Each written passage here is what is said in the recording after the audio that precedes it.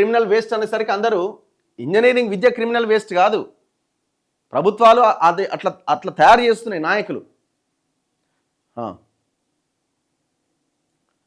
అన్న వీళ్ళు మాట్లాడేటప్పుడు జనాలకి కూడా ఇవ్వాలి మాట్లాడే అవకాశం, ఇయ్యరు, జనాలకి ఇయ్యరు. ఇప్పుడు ఈయనకు వ్యతిరేకంగా టీచర్లు మాట్లాడలేరు ఉపాధ్యాయులు కాబట్టి, ఈయన డప్పినే ఇక వాళ్ళ సపోర్ట్లు వాళ్ళే, ఇక జనాలకు ఎక్కడుంది అవకాశం?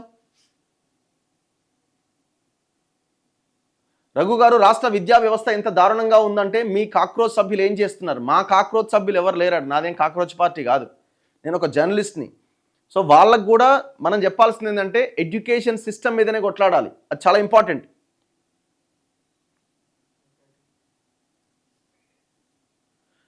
రఘు, ఒక స్టూడెంట్ మీద 1,08,000 ఖర్చు చేస్తున్నాం సీఎం చెప్పిండు, వాస్తవమే, అది 1 lakh rupees ఖర్చు పెడుతున్నారు. మరి ఎక్కడ పోతున్నాయి ఇవి? ఎక్కడ పోతున్నాయి అంటే ఎంప్లాయీస్ శాలరీస్కి పెద్ద మొత్తంలో పోతున్నాయి, ఇక మిగతా వాటికి చిన్న చిన్న అమౌంట్స్ అన్ని వాటికి ఖర్చు అయిపోతున్నాయి.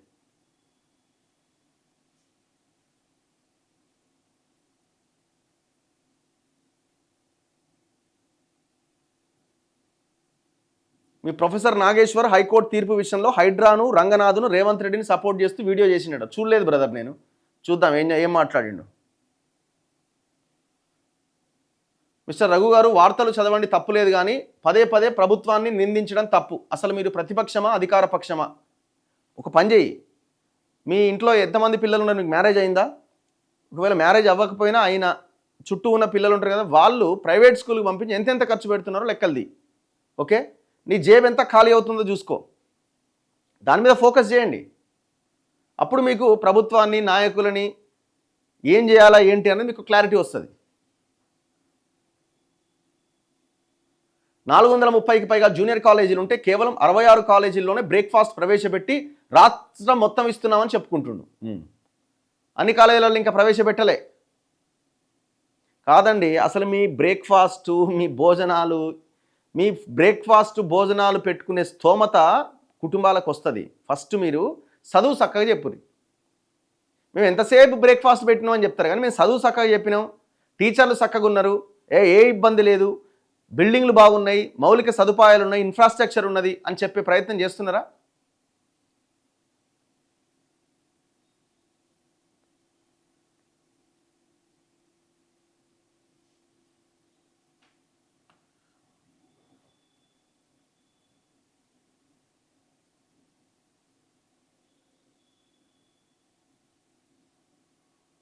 అన్ని గురుకులాల్లో కనీస వసతులు లేవన్నా మాట్లాడండి. ఇప్పుడు మీరు ఒక రిపోర్ట్, చాలా భయంకరమైన రిపోర్ట్ అది, మీరు చూడండి. ఇప్పుడు ఈ ఎడ్యుకేషన్ మీద మనం ఇంత టైం ఎందుకు కేటాయిస్తున్నామంటే ఇది నీడ్. ఇగో ఎక్కడ ఇది,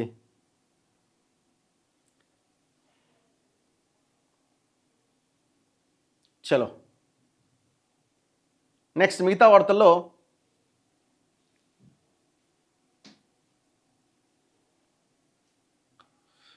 రఘు, నీవు ఎంత మొత్తుకున్నా కేంద్రంలో బీజేపీ ఉంటుంది, రాష్ట్రంలో మాత్రం కాంగ్రెస్ పార్టీని మార్చాలి. కేంద్రంలో బీజేపీ ఉంటుంది, రాష్ట్రంలో కాంగ్రెస్ని మార్చాలి, ఇంకోరిని తీసుకురావాలి. ఇప్పుడున్న పార్టీల్లో బీజేపీ అయినా, బీఆర్ఎస్ అయినా, కాంగ్రెస్ అయినా, నువ్వు ఎవరిని తెచ్చినా, ఆడ ఎవరిని మార్చినా, ఈడెవరిని తెచ్చినా, వాళ్ళు ఏముంటారో పక్కన పెట్టు, వాళ్ళు బాగానే ఉంటారు, వాళ్ళకేమి ఇబ్బంది లేదు, కానీ మీ బతుకులు మాత్రం ఇట్లనే ఉంటాయి. అది కూడా గుర్తుపెట్టుకో, మీ బతుకులు, మన బతుకులు మాత్రం ఇట్లనే ఉంటాయి, మన పిల్లల బతుకులు ఇట్లనే ఉంటాయి. మనం ఈ మాటలు మాట్లాడుతున్నాం అంటే మన పిల్లలకు మనమే 100 రూపాయల బాండ్ పేపర్ మీద రాసి వాళ్ళకి మనం మన భవిష్యత్ తరాలకు మనం ఉరేస్తున్నట్టు లెక్క. పార్టీల మాయలో పడి మాట్లాడకండి దయచేసి.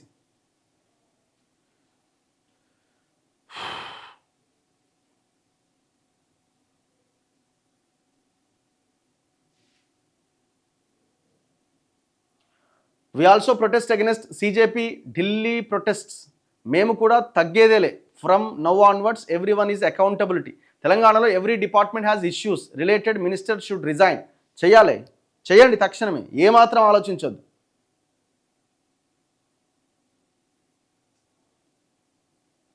గుడ్ మార్నింగ్ రఘు అన్న. లచ్చపేటలో డంప్ యార్డ్ సమీపంలో స్కూలు, బీసీ కాలనీ, పంట పొలాలు ఉన్నాయి. విద్యార్థుల ఆరోగ్యానికి ఇబ్బంది కలుగుతున్నది. దయచేసి పరిశీలించి చర్యలు తీసుకునేలా సహకరించండి. ధర్నాలు చేయాలా, ప్రొటెస్టులు చేయాలా, మీ ఎమ్మెల్యేని నిలదీయాలా, మీ ఎమ్మెల్యే ఇంటి ముందు కూర్చోవాలా, యూనిటీగా కొట్లాడితే పని అవుతుంది.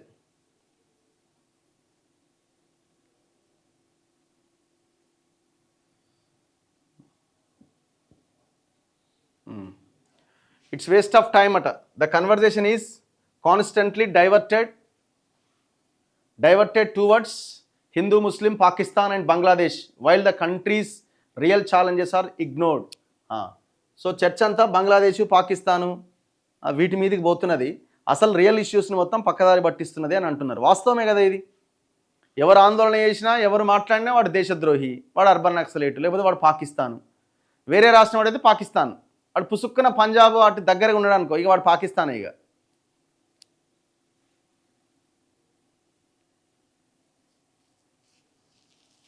మరి వేరే పార్టీ లేదు కదా కేంద్రంలో తీసుకురావడానికి. మీరు చెప్పండి, కాంగ్రెస్ బీజేపీ కాకుండా ఆల్టర్నేట్ రావాలని మనం కోరుకుందాం, రావడానికి ప్రయత్నం చేద్దాం. లేదు, ఇప్పుడు కాక్రోచ్ జనతా పార్టీ మూమెంట్ తర్వాత జెన్జీ యూత్ ఆలోచనలు చాలా అద్భుతంగా కనబడుతున్నాయి. సో వాళ్ళ ఆలోచనలకు తగ్గట్టు ఈ ఆయా పార్టీలో ఉన్న నాయకత్వాన్ని వాళ్ళు మార్చుకునేలా చేసిరు అనుకోండి, అది కూడా పెద్ద విప్లవమే కదా. వాళ్ళ నాయకత్వాలని, వాళ్ళ లీడర్లని, వీళ్ళందరినీ మార్చుకునే పరిస్థితి వచ్చింది అనుకోండి, విధానాలని, అది కూడా గొప్ప విజయమే కదా.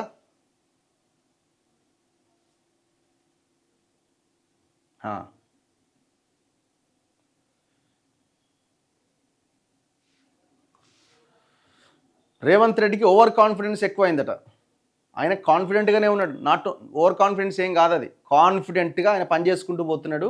ఆయన కోసం పనిచేస్తున్నాడు, ఆయన వ్యాపారం కోసం ఆయన పనిచేస్తున్నాడు, ఆయన వర్గాల కోసం ఆయన పనిచేస్తున్నాడు. ఆయనకి పెట్టుబడి పెట్టిన వాళ్ళు, ఆయనకి పెట్టుబడి పెట్టాల్సిన వాళ్ళు భవిష్యత్తులో ఈ అధికారాన్ని ఎట్లా నిలబెట్టుకోవాలన్న దాని విషయంలో ఆయన కాన్ఫిడెంట్గా ప్రయత్నం చేస్తున్నాడు, ప్రజల్ని పట్టించుకోవట్లేడు. సో అది అన్న, చేనేత హామీలు పట్టించుకోవట్లేదు, ఇది మాట్లాడండి. చాలా దారుణంగా ఉన్నది. వ్యవసాయ రంగం తర్వాత కీలకమైన రంగం మొత్తం గాలికి వదిలేసినారు. వాళ్ళ ఇప్పుడు మొన్న ఎలక్షన్స్ పెట్టిరు, ఏది సహకార సంఘాల ఎలక్షన్స్ పెట్టిరు. మరి ఎలక్షన్లు పెట్టి మరి వాళ్ళ బడ్జెట్ ఏది? ప్రోత్సహించాలి కదా, అక్కడ ఉత్పత్తులు రావాలి కదా, ప్రజలు ఆ చేనేతలు నేసిన ఉత్పత్తులు. జెన్జీకి ఓటే లేదట. ఎందుకు లేదు? 97 to 2012 కదా జెన్జీ.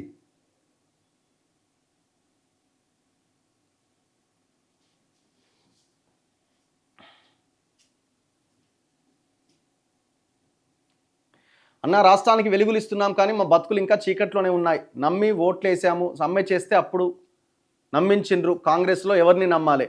ఎవరిని నమ్మదు, మీ పోరాటాన్ని నమ్ముకోవాలి. రగన్న, నేను జొమాటోలో పనిచేస్తున్నా. గతంలో నా బైక్లో 250 రూపాయలు కొట్టిస్తే సరిపోయేది, కానీ ఇప్పుడు 400 పోసినా సరిపోతలేదట. సో E20 ఇథనాల్ పెట్రోల్ వచ్చింది కదా, దాంతో ఈ ఎఫెక్ట్. గవర్నమెంట్ హాస్పిటల్స్లో నర్సింగ్ ఆఫీసర్ తక్కువ సర్వీస్ ఉన్న SC ST వారికి ప్రమోషన్స్ ఇస్తున్నారు, సర్వీస్ ఎక్కువ ఉన్న BC వారికి ఇవ్వట్లేదట. అడగండి, ఎందుకు అడగలేకపోతున్నారు? వెయ్యాలి కదా ఫస్ట్ జెన్జీ ఓటట. సో వేస్తారా వేరన్నది మనకు భవిష్యత్తులో తెలుస్తుంది. ఒక రకమైన వాతావరణం అయితే వచ్చింది కదా ఇప్పుడు. మూసీ రివర్ ఫ్రంట్ ఎప్పటికల్లా చేస్తారు మేస్త్రి గారు. మరి ఇక మేస్త్రి గారినే అడగాలి. హైడ్రాను తీసేస్తే హైదరాబాద్లో మరో ఉద్యమం వస్తుందట. రాని రాదు, ఎవరు వస్తారు ఉద్యమం? ప్రజలకు మంచి చేస్తే మాకెందుకు వస్తలేదని వాళ్ళు ఉద్యమం చేస్తారు. మంచి జరిగితే ప్రజలని నాశనం చేస్తుంటే ఉద్యమం ఎందుకు వస్తుంది? డోరేసి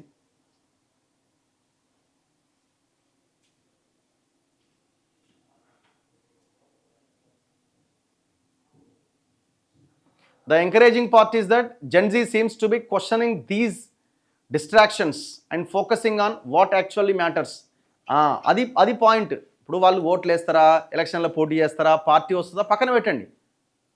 ఒక మార్పు దిశగా అడుగు వేయడానికి ఒక అడుగు పడ్డది. ఒక క్వశ్చన్ చేసి ప్రజల్లో ఒక రకమైన చైతన్యం తీసుకురావడానికి ఒక అవకాశం, ఒక అడుగు ముందుకు పడ్డది. దాన్ని మనం ఆహ్వానించాలి. ఇంతకాలం అసలు ఎవరు మాట్లాడతలేరు అనే దగ్గర ఒక అడుగు స్టార్ట్ అయింది కదా, దాన్ని ఆహ్వానించకుండా వీళ్ళకి ఐడియాలజీ ఉందా, వీళ్ళకి అది ఉందా, వీళ్ళకి ఇది ఉందా, పిల్లలే కదా వాళ్ళు, ఇవన్నీ చెత్త ఆర్గ్యుమెంట్. ఇదంతా వాళ్ళు స్టార్ట్ చేసినారు, అందుకోండి దాన్ని అందుకొని ముందుకు తీసుకెళ్లే ప్రయత్నం చేయండి. నిజాం కాసిం రజ్వీ అవార్డు రేవంత్ రెడ్డికి ఇవ్వాలి.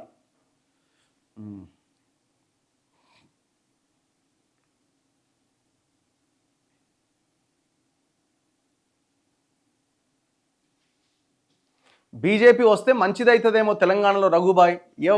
ఉత్తదే ఏం మంచిగా కాదు, ఇంకా దారుణంగా తయారవుతుంది. గుర్తుపెట్టుకోండి, ఏముండదు వాళ్ళు వస్తే. వాళ్ళు ఏముందండి, కేసీఆర్ అధికారంలో కేసీఆర్తో చేతులు కలిపిరు. ఇప్పుడు రేవంత్ రెడ్డితో ములాఖతే పనిచేస్తారు. అసలు ఆ బీజేపీలో నిజాయితీగా పనిచేద్దామని, ప్రజల కోసం పనిచేద్దామని నాయకుడు ఉన్నారా? ఎంతసేపు ప్రజల్ని రెచ్చగొట్టడమే కదా మీ పని. వాళ్ళకు ఒకప్పుడు ఆ వాతావరణం ఉండే, కానీ ఆ వాతావరణాన్ని వీళ్ళు పోగొట్టుకున్నారు. ఇప్పుడు ఎంత చేసినా అందులో దట్టు ఇంకొకటి ఏంటంటే వాళ్ళకి తెలంగాణ వాదం లేదు, వాళ్ళకి మార్వాడి వాదము లేకపోతే ఇంకో వాదం ఉన్నది. అట్లా ఉన్నప్పుడు ఏడా పైకి వస్తారు వాళ్ళు?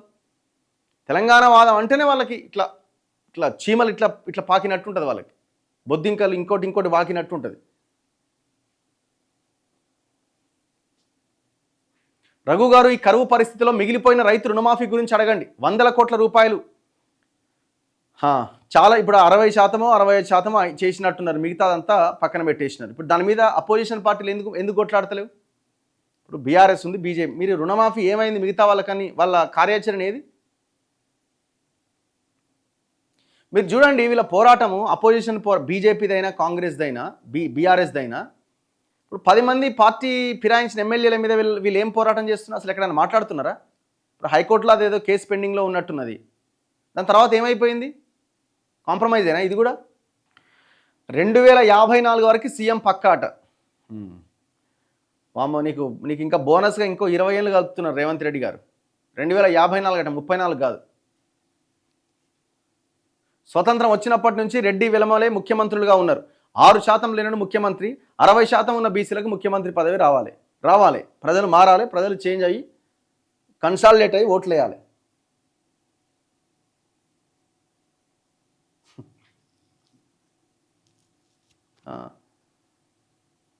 Why don't you speak about remove reservation? మీరు రిజర్వేషన్లు తొలగించాలని ఎవరైతే మాట్లాడుతున్నారో, మన కదిరి కృష్ణ గారు ఇంటర్వ్యూ చేసినారు, చూడండి ఒకసారి. చాలా అద్భుతమైన ఇంటర్వ్యూ. రిజర్వేషన్లు వదులుకోవడానికి రెడీగానే ఉన్నారు అందరూ. సో రిజర్వేషన్లు వదులుకోనే క్రమంలో మీరు కూడా ఒక పని చేయాలి. ఓకే, మీరు కూడా ఒక పని చేయాలి. మొత్తం ఈ దేశంలో ఉన్న సంపదను మొత్తం సమానంగా డిస్ట్రిబ్యూట్ చేద్దాం. ఎవరికి రిజర్వేషన్లుగా? ఏది అక్కర్లేక రిజర్వేషన్. గుంట భూమి వస్తే గుంట భూమే తీసుకుందాం. మొత్తం సంపదనంతా సమానంగా డిస్ట్రిబ్యూట్ చేద్దాం. నో రిజర్వేషన్, అందరూ సమానమే. ఎస్సీ లేదు, బీసీ లేదు, ఎస్టీ లేదు, ఏవీ లేదు. ఇక దానికి రెడీ అవుతారేమో చెప్పండి. మేము చాలా క్లియర్గా ఉన్నాం. పక్కా సీఎం రేవంత్ అట. No way, this is last chance for Revanth Reddy sir అట.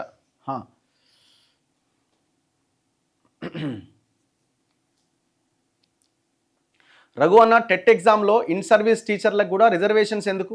వాళ్ళకు ఆల్రెడీ జాబ్ ఉన్నది. ఎగ్జామ్ ఫీజులో కన్సెషన్, పాస్ మార్కులో కూడా కన్సెషన్. ఇలా అయితే టీచర్లకు నాలెడ్జ్ ఎలా పెరుగుతుంది? చర్చ జరగాలి. ఇప్పుడు అందరికీ దాంట్లో కూడా రిజర్వేషన్ ఎందుకు అనేటువంటి పాయింట్ మీద చర్చ జరగాలి. అండ్ ఇంకోటి, అదొకటే కాదు నేను అంటున్నది, ఇంత వెసులుబాటు దేనికి? ఇప్పుడు ప్రైవేట్ స్కూల్లో టీచర్లు సరిగ్గా చెప్పలేదనుకోండి, లేకపోతే వాళ్ళు సరిగ్గా సరైన సమయానికి రావట్లేదు అనుకోండి, నిర్దాక్షిణ్యంగా తీసేస్తారు కదా. సో ఇక్కడ కూడా ఖచ్చితంగా స్ట్రిక్ట్గా ప్రభుత్వ ఉద్యోగుల మీద అన్ని అమలు చేయాలా. వాళ్ళు కూడా డెవలప్ కావాలి. వాళ్ళకి నాలెడ్జ్ లేకపోతే పిల్లలకి ఏం చెప్తారు? కష్టం కదా. ఇప్పుడు ఒక ఎగ్జామ్ పెట్టి దానికి ఏం చెప్తున్నారు? 2028 ఆగస్టు దాకా మీరు ఎప్పుడైనా పాస్ కావచ్చు అంటున్నారు. 300 మంది మొన్న ఎగ్జామ్ రాస్తే 300 మందికి 30 మార్కులు కూడా రాలేదట టీచర్లకి. మరి ఏం చదువుతున్నట్టు వాళ్ళు? పిల్లలకి ఏం చెప్తారు? ఇది కూడా ఆలోచించాల్సిందే.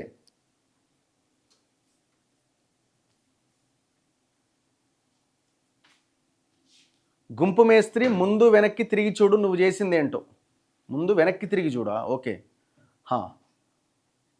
ల్యాండ్ సీలింగ్ యాక్ట్ చట్టం రావాలన్న, అసలు ఆల్రెడీ ల్యాండ్ సీలింగ్ యాక్ట్ చట్టం అమల్లోకి వచ్చినా కూడా ఇంకా ఒక్కొక్క దగ్గర 100 ఎకరాలు ఉంది.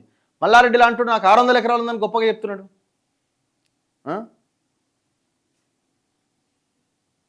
ఎవడు ముఖ్యమంత్రి అయినా దోచుకొని తినడానికే కదా. అట్లే ఉన్నది పరిస్థితి. 2034 వరకు కాదు, తక్షణమే దిగిపోవాలి. తెలంగాణ సమాజం ఆలోచించాలి.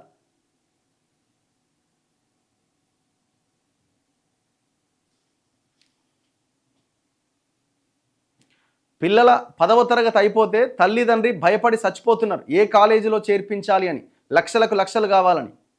మరి పరిస్థితి మారాలి కదా.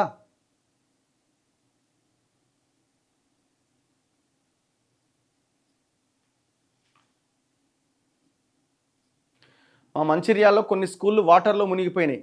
దారుణం కదా పరిస్థితి. రేవంత్ రెడ్డి గారిని ఇప్పుడే తీసేయాలి. ఎంతో కొంత మంచి పర్సన్ని సీఎం చేయాలి కాంగ్రెస్లో. ఇప్పుడు 2034 వరకు రేవంత్ రెడ్డి ముఖ్యమంత్రిగా ఉంటాడని ఏదన్నా ఒక కాంగ్రెస్ ఇప్పుడున్న 10 మంది ఆ మంత్రులతో అనిపిరు. ఒక మంత్రితోటి అవును ఆయన అన్నమాటల్లో తప్పేంది అని ఒక్క మంత్రిని అనమనండి, అంటాడేమో చూద్దాం. నోటితో అనాల్సిన అక్కర్లే, ఒక ట్వీట్ చేయమనండి వాళ్ళని. ఎవరినన్నా ఉత్తమ్ కుమార్ రెడ్డినో, బట్టినో, శ్రీధర్ బాబునో, లేకపోతే సీతక్కనో, ఇంకెవరినన్నా ఆయనే ముఖ్యమంత్రి అని అనమనండి చూద్దాం.